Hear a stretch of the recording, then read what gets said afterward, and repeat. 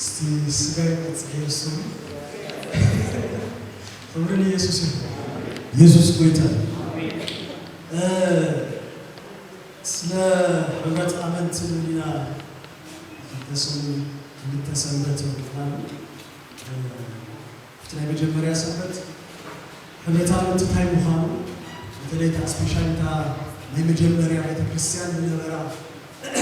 ህይወት አይነት ለነበራ አይነት መሰረት እንደለው ህብረት እንደበር ተመላስ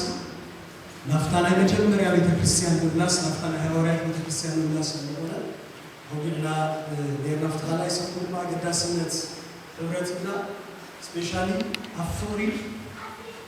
አዲናው ግና ነው ወሪ ናግተሰ ህይወቱ ነው ተቆራው ከሆነስ ህይወቱ ተቆራው ተደልኩ ጊዜ ከሆነስ ህይወቱ ተደልኩ ጊዜ ሃንፈሪ ደቢ አትኩርና ግና ነው ደግሞ አንቺ ህብረት አመንቲ ከበና ነው ሰሜና ድምሐሽ አንና ሪስፖንሲቢሊቲ ናታ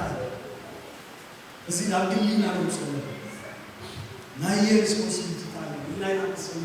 ወደ ኢየሱስ ብዙ ጊዜ ከግበር ኢናንደለው ሰግ ገብረላይ ሰግ ፎቶን ሰግ ወን ነገር ገብረላይ የሁሉ ጊዜ ኤክስፔክት ዘመን እሱ አብህምረት ጻድቅ ተለፋጣ ትገብረሉ ቦታን ማለት ነው ወደ ኢየሱስ እና ልክ ህብረት መንፈስ ቅዱስ ነው ፈቀደ ወይ መንፈስ ቅዱስ ተቀበለና ለህብረት ተነሳና ኢየሱስ ክርስቶስ ወንጌል አምስታሃላ መንፈስ ቅዱስ ተቀበለና መንፈስ ተስተተማ ላይ ተመረቀ ሓደ መንፈስ ላይ ያለና ሓደ መንፈስ ተስተተለና ሓደ መንፈስ ገናኝ ስለዚህ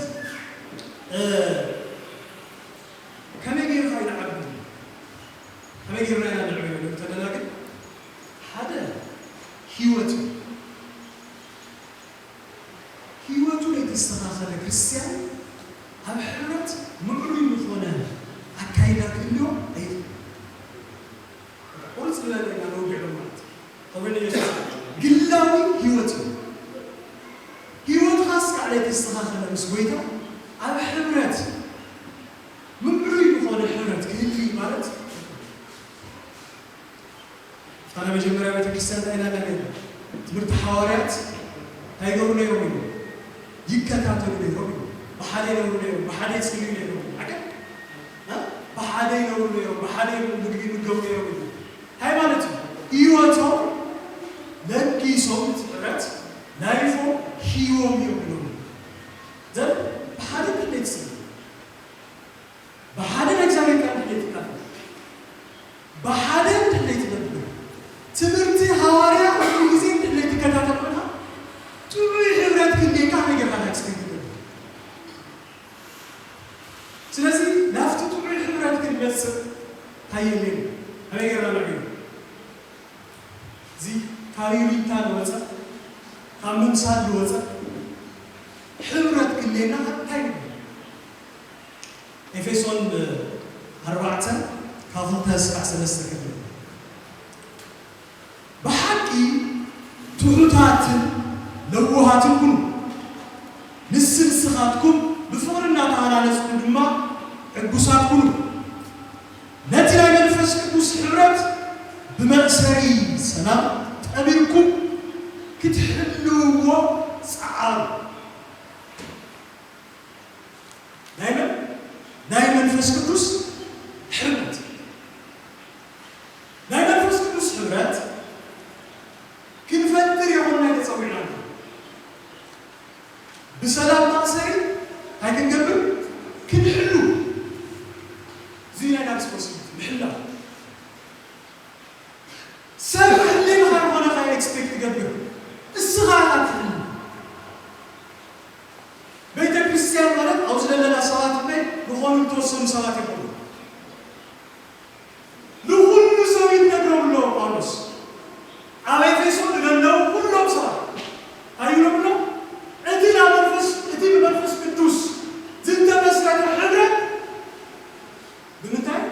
በሰላም መሰረገው ታይጎሩ አሉ زي سلام من القلب سلام الغيرات المسلمين سونتنا تشوفات المسلمون أكلنا تشوفات هم تشوفات قديمهم أتكيرهم الحزب الصوم لكن الصوم تموت تلوه هاي تقول تفرس سلام سلام مالت زي تاي بال لقوام مالت أنت لقوام يتحرك بالحزب كم يلوك خالي حرات أمنا يكسابك أن تمسكتو كعبي حرات لقوام سلام بال أوريني يسوس سلامنا حلينا يا حبيبي كل حلوة يحطوا عيوننا هاينا بهمي ولا بهارينا الحلو تعالى بهاريو حرات الحلو ولا سياس سلسة خلطة عسرت خلطة سوري ولا سياس سلسة عسرت خلطة همزيل نبارك زيادة زحاليكم الدوسان فقرات الهزوي كم مهانكم زيادة زحاليكم الدوسان الهزوي منزمونكم ها هاي قولنا محررات لوهات تحتنا حيوانات تعقستي لبسو ورد يسوس ايوه حالكم يا ناس بدل ديتيلنا على وعد انا يفلسي كراي للبس نجا زي هاو دوزو راح نوصل تصميم ندقق راح نوصل في وقت لناس تصميم ندقق بقى نوصلوا على تسوي خدام راح يخدمون سر خدام هم لخدام تخدينو كاغزو هم لوصل كريستيان تخدينو على العبرات قدنا لقبوا كل الشعب يوتو كليو لقبوا مقرات طاير محرات لوات ها تهتنا حيوانات تعقستي كل بوزو لقبوا راح أنا توصل لغا برازر نحزيوني بالحمد كريستيان راح أوقات بقوليتا راحنا كمهان كلهم صوم يقبونا تهدينا معركنا له كلوان سد يقبونا عن كريستيان زيادة أنا جمرة مرت mercies undeserved forgiveness and unearned kindness مرت deserve تقولوا يكرتها هونه يقبل كاي كرتها هونه تقبلوا تقبلوا يكرتها هونه يسوع يقول أنتو سمعتوا كرتها ناس من يعني لونا يسي هم سنة رسول كريم كان كم جميل فعودوا قدام من كراتته راح نروح نخدم بزوحات النهالس زمان بسمعش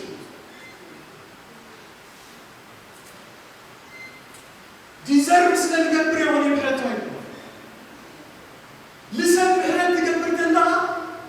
سنة القبوة والله محرت تقبر لها انتو ببالو دوري يسوس دخونا كومبرومايز دورو نقر يلي همز سنة وانا همي غير همز لنا سب محرت تقبر همي غير همز لنا سوسايتي همز يقبر همي غير لبن مغنيات يولي مغنيات يتعالج تبخل نقر يولي لغاية ونابها سابقا فلابقا تقلو بيجو فبيجي ولا لا هات مثلا النوت ممكن نعمل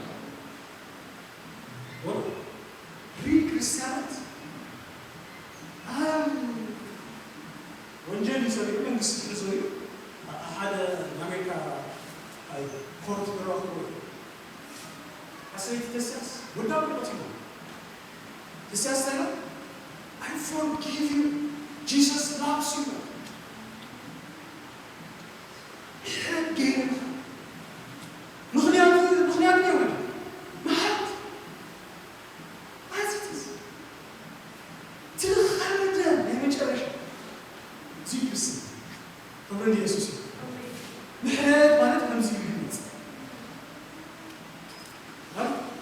ካውሲ ገደለ ነገር በጽና ነው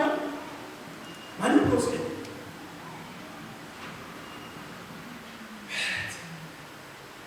ወደ ኢየሱስ ዘይከር ምህራይ ማለት ምህራይ ለቀሉ ክርስቶስ ማለት ምህራይ ለቀሉ ሁሉ ሰው ምህራይ ለቀሉ መንገድ ይምራል just at his body reason ለዩ ወደ ኢየሱስ ሃሊ ለዋት እዚህ ሁሉ ነገር ሲበለጥና ምንዳው ለዋት ሁሉ ነገር ምን ዶር ድላዩ ዶር ነው አመገልገል ችግር ነው ሞት ይሰጥ እንድትገብ እንድትናስፋ ሳንስ ገብ እንድትገብ ብዛት ብሶት ከምሳ ላም ተከታተሉ ቶስ ገሩ ቁሳሩ ሞሳት እዚህ አለ ቴክኖሎጂ ኤጅ ለለው ለምን ሰው አስዩም ነው አቸርችና ወጽ ከለመ ህብረት ሰው ግዘኛ ወ ለሆነ ኮምፕሮማይዝ ነው ነገር ነው የለ ካብለለው አቅሚ ካብለለው ፍልጠት ካብስ እግዚአብሔር ለለው ህብረት ወቁና አክሴፕት ነው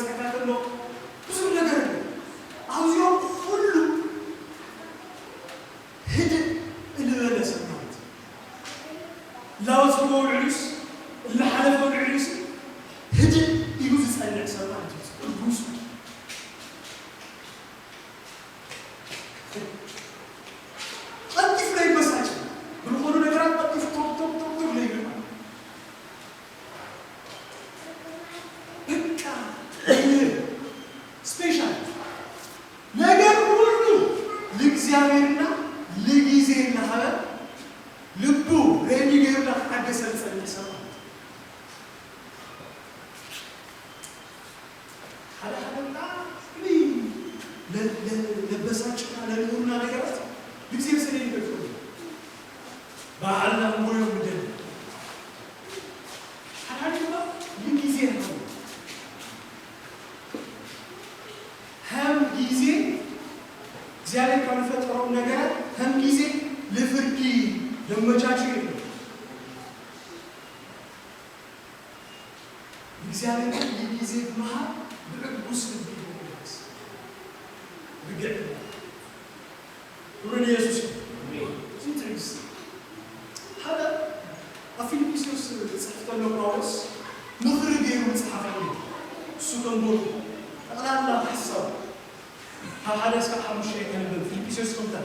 ከሐዲስ ከሐሙሽ እምባር ናይ ክርስቶስ ሙኻንኩም በሙኻንኩም እምባር ናይ ክርስቶስ በሙኻንኩም ምትባ እንታሃሊኩም ናይ ፍቅሪ ምጽና እንታሃሊኩም ምስ መንፈስ ቅዱስ ኅብረት እንታሃሊኩም ለዋትን ርህራሄ እንታሃሊኩም በሓንቲ ሓሳብ ብምስምዕና በሓንቲ ፍቅሪ በሓደ ልቢ ብምስራሕ ሓጎሰይሲ ምሉእ ግበሩለኒ ጳውሎስ ልንቆርቆራ ቤተ ክርስቲያን ይጽፈላል ጳውሎስ ለሐጉሶ ነገር ዝዩ ለጳውሎስ ለሐጉሶ ራሕተኛ ሆነ ግን ጳውሎስ አሻይቱ ሆነ መስሉ ኳላ አቶ ሆነ ለዓና 14% ሱሲፍ ወዓድ ለዓና ራሱ ሜንተር ላይ ጳውሎስ ከእግዚአብሔር ተቀብሉ ለውጊዕ ማለት ጳውሎስ በተዘመረሱ እና ሐጎስ ይዘይ ይተይ ጳውሎስ ለእግዚአብሔር ሐጎስ ይዘይ ማለት ታይ ሐጎስ ብትባዕተኝ ታይ ሐጎስ ናይ ፍቅር ጽናዕተኝ ታይ ሐጎስ ምስ መንፈስ ቅዱስ ኅብረት ተልኩም ታይ ሐጎስ ለዋት ግርህራን ተልኩም ታይ ሐጎስ በሓንቲ ሐሳብ ብምስምማዕ በሓንቲ ፍቅሪ በሓደ ልቢ ምስራሕ እንተ አለ በካሲ እግዚአብሔር ደስ ይበለው በኅብረት እዚህ ምንባል በቃ ጳውሎስ ይነግረናል ግልጽ ግን ምምራይ ግዛይ ነው ለእግዚአብሔር ሐጎስ ነው አረበት ታውንዚ حتى ነገር እንኳን ናይ ባዕሎም ጥቅሚ ብምቅዳም ወይ ከምቱ ውዳሴኩም አይትግበሩ ልተምን ውዳሴኩም አይትግበሩ ዋላ ትሕትና ብምልባስ ድንደቀስዎ እቶም ካልኦት ካባኻትኩም ከም ዝመፁ ጌርኩም ጉዞሩ ይብሎ ነፍስ ወከፍ ናይ ካሊእ ነበር ናይ ባዕሉ ጥቅሚ ኣይሕሰብ ናይ መን ጥቅሚ ይሕሰብ ናይ ካሊእ ዚንዓ ኣብዚ ቢዮት በሰል እቲ ኣብ ኢየሱስ ክርስቶስ ዝነበረ ሓሳብ ኣመን ይኹን ኢየሱስ ወይ ኢየሱስ ፎትዎ ተፍኩሩ محسن بقى حسن زي ኢየሱስ አብረት ለለው حسن አምቢናዮ ተናገርናዮ ሸምቢናዮ ብሎጽ ያሆነ ነቢርናዮ ህይወትና ሆይ ምንታይ ጉንጻና ሆይ ኢየሱስ ደስ አሜን ኢየሱስ ባርኩ حبوا يسلم يسوع تعالوا سلام حبوا يسلم يسوع هذا امين لازم الناس كمان يسوع امين الله زي كلهم محرت بوهات تكتبنا هياولت كريستو الرايف السلام زي كلهم يوقعوا بالنسو actually زي أطلع على الطاير أجلاتيا عمشة سرعة سلسلة هيدو يخلق رسول نايم خير نايم الفس فرق حمرة العبد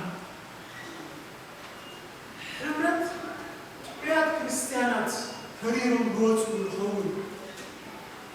حرم إግዚአብሔር ደስ ብሎ ልኸውን ሰባት መንፈሳዊ ፍሬ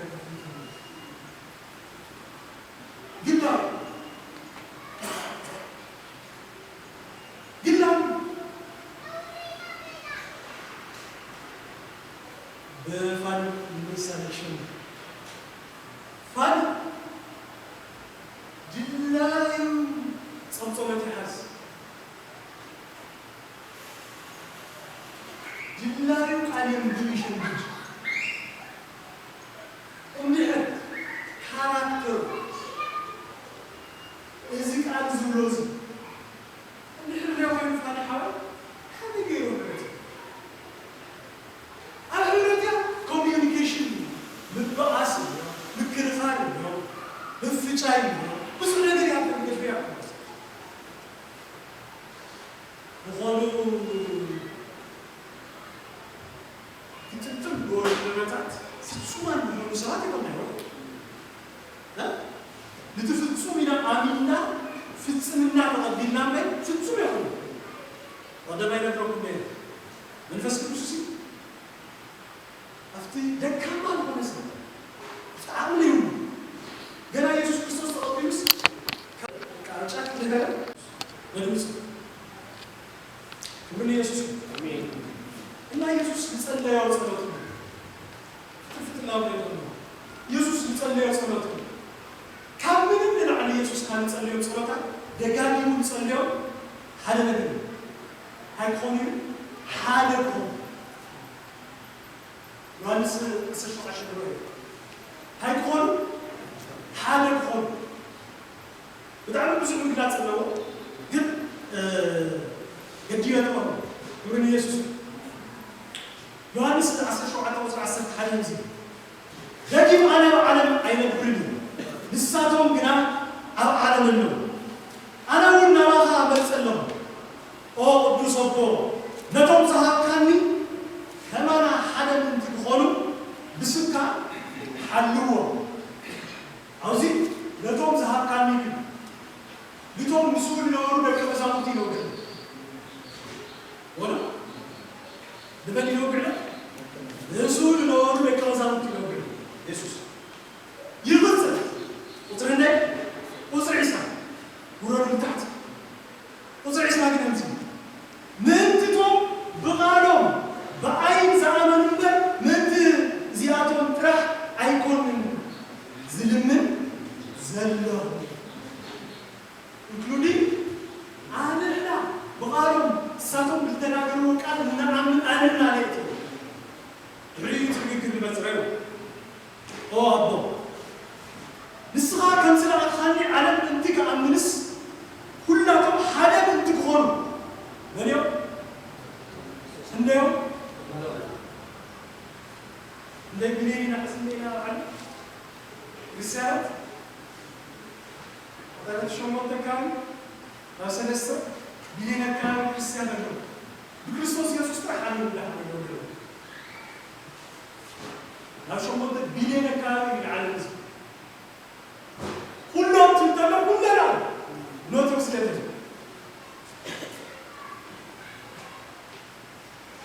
روحوا هاي كلهم هذا مكان كله لسه عواي كم زلنا أنا أقول عواي كم زلنا وغمض ما لسه عوانا من تقول إذا منا كانوا نحن هذا كم زلنا لسه تقول كمان هذا من تقول إتزهر كان خبري هاي ولا حقه زيد ما كم تعالى أبعته لسه عواي لسه تقول بحادثة فتصمان من تقولي كمتي كمود ما نعاي كم سلا أخاني بتزفكر كان نفوري نعاتهم كم زفكر كايو على من تكلمتي يسوع يسوع دعا جيبو هاجمون هذا القول دعا جيبو هاجمون هذا شو يسوع آمين لا سلحنا تحديو هذا بعد حساب بدو ሕብረታመንቲ ኢየሱስ ክርስቶስ ብእግዚአብሔር ናብ ዓለም ከምዝተልኣኸ መረጋገፂ ቤተ ክርስቲያን እስከ ሕዚ ኤግዚስት ገይራ ልዕሊ 2000 ዓመት ቤተ ክርስቲያን ኣለዎ ካልኦት ብዙሓት ተላዕሉ ኣለዉ ቤተ ክርስቲያን ግን ወር ኣዛ ቃልታይ ትብላ ንስኻ ከም ዝለኣኻኒ ዓለም ምንቲ ኣይክረው ዓለም ምንቲ ከኣምን ኢየሱስ ክርስቶስ ሲኻ ሎጂክ ብኻሊእ ነገር እኳ ተይሓሰብ ቤተ ክርስቲያን ልዕሊ 2000 ዓመት ኤግዚስት ይግባራ ኢየሱስ ክርስቶስ ናይ እግዚአብሔር መልእክተኛ ምዃኑ መረጋገፂ ኢየሱስ ካብ እግዚአብሔር ከመፀሲ መረጋገፂ ብዙሓት ነቢያት ይወዛል ኩሎም ተፈሉ ስለዚህ ዓለም እንትክታም ይኸው በዘመናቱ ቤተክርስቲያን ለዓለምና ለአሰራርና ተወስኮ በዘመኑ ሌላ ኻላይ ሕብረት ዓለምቲ እግዚአብሔር አብን አቦን አብ ክርስቶስን ምህላዋ ምልክት እዩ አይደግሎ ንስኻ አባይ ከም ዘለኻ ማለት አብ አወልድ ከም ዘሎ ማለት ነው ንስኻ አባይ ከም ዘለኻ ዝመዘ አነውን አባኻ ከም ዘሎ ወልድ ድማ አብ ከም ዘሎ ይቐፅል ከምኡ ድማ ንሳቶ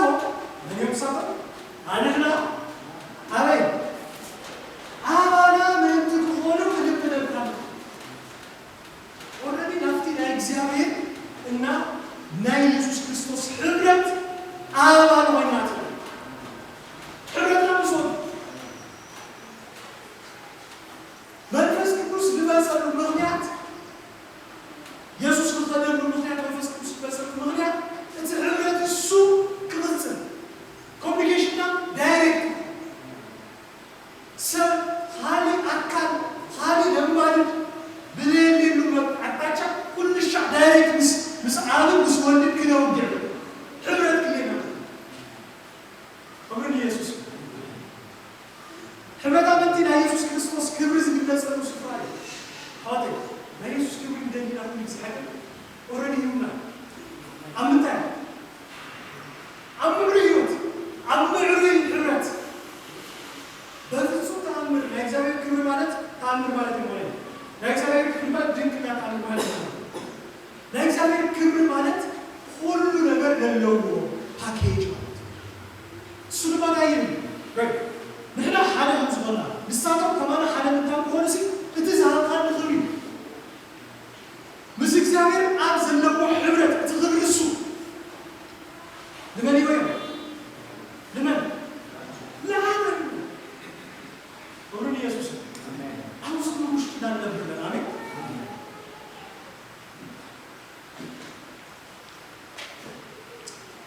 ናይ ሓደ ዝኾነ ነገር አባል ምዃን እስቲ ንአሜሪካ ዜግነት ለለዎ ሰብ ኣብ ዝኾነ ዓዲ ትኸተሎ ንአሜሪካ ፓስፖርት ዜግነት ዝኸተሎ ንአሜሪካ ልተኽብር ዓዲ ብዑታ ያትከብር ኽያት ዝወ ኢቨን ብናያ ዜጋ ላይ የተቆረሉ መንገዲ አትቆረወ ለምንታይ ያ ፓስፖርት ልክ ረሃቡ አለና ዘበርናሉ አፍቲ ሰማያዊ አብን ወልድን መንፈስ ቅዱስን ለለው ሕብረት ኦልሬዲ አታች ግን ሽዩን አቲና ቪዛ ይትህተት የሆነ ጥያቄ ሁሉ ትንብርካ ዳይሬክት ናቢያትና حسنت تصلي دايركت لا يسوع دايركت لا الله دايركت لا منفس you have to do like already minimum difference like ነገር ግን አባል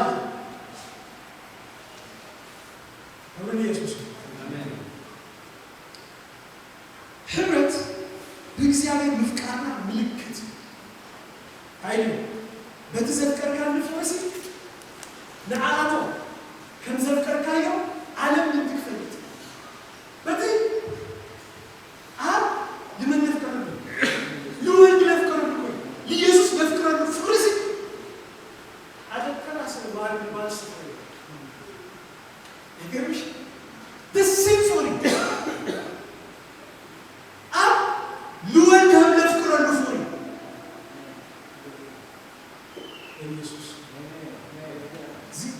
እዚህ ተንከረው ሰው ሄደው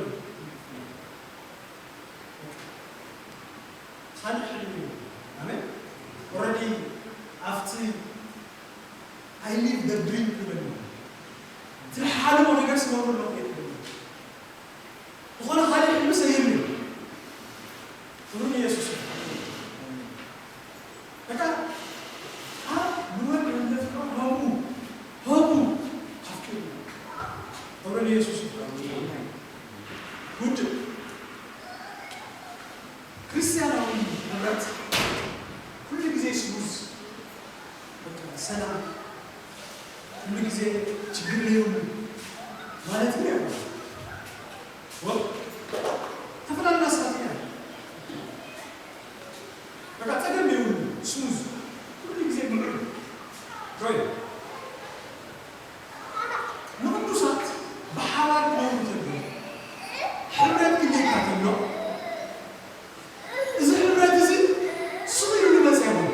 ኢየሱስ ክርስቶስ ዋጋ ከፍሎ ታውግን በሐደም ወሃና ለእግዚአብሔር ፈቃድ ስለተፈጸመ ለእግዚአብሔር ሐሳብ ስለተፈጸመ በሐደም ወሃና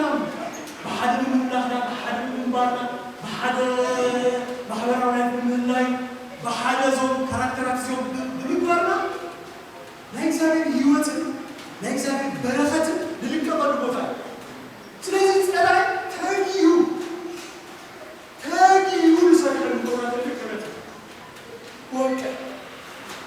ምክንያቱም ለእግዚአብሔር ፈቃድ ይፈጸም በረከት ይሆናል እረፍት ይሆናል ሰው ስለዚህ ህብረት ከወቀ ታጊዩ ጸላይ ሰው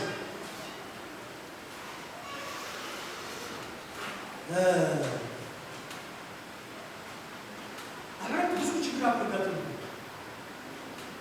حدا كم يقول لنا لا يتحدى ችግር لتحدى ችግር لا حدا سب بقول ነገር መሆን لتحدى በقول ነገር መሆኑ ይጥቶል ልክ አካል ሰው ወይ ይንኻህ ነው አይንኻህ ምን ባይት ይችላል አሰራይ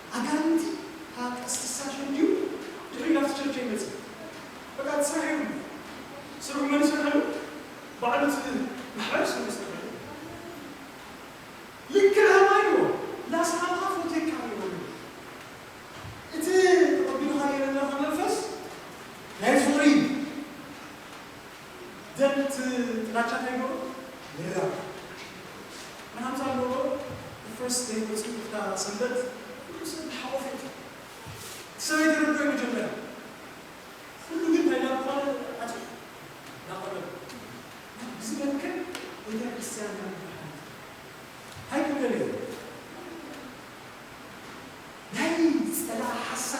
أينسحب آمين على حبرت كتبتها حبرت كتفرس حبرت ولا نقدر نكمل لا زين نمكع أول شيء نجيب إفسس 4:19 درس نمكع نسيت نمكع هاي تاويل سفرة عدل شانس أي تاويل ثم عدتوا نسمعنا يوم بهايات عدل يوم آمين ثم بهايات صوم تحسن لها عدل يوم محل الحمد بمعنى أنت ملامس يوان الحمد يوان اللي تحتنا منك تقصد منك يا وايد منك كم يجي يوسف راكب يوسف آمين آمين يقول يسوع آمين يسوع بيتا آمين حلوات هاي كنقول يسوع بيتا الفترة نحلو ورنا بس كيف استوعبوا آمين نمحلها ونتايقها نسأل